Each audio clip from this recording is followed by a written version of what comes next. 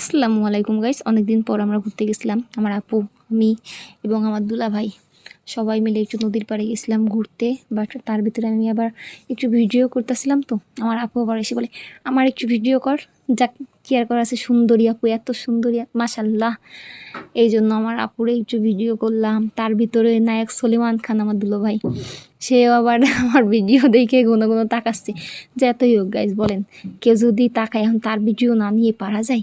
দেখছেন আমাদের খুলনা নদী কত বড়, এটা হচ্ছে জেলখানাঘাট নদী।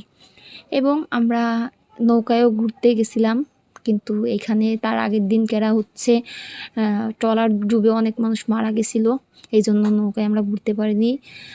আর এইখানে অনেকেই আসছে খুলনার মানুষ চেনে না এমন কেউ নেই, এই জায়গাটা এমন কেউ নেই যে না চেনে। আর যদি আমার ভিডিও ভালো লাগে অবশ্যই আমার চ্যানেলটি সাবস্ক্রাইব করে রাখবেন এবং আমার ফেসবুক পেজটি ফলো করে রাখবেন।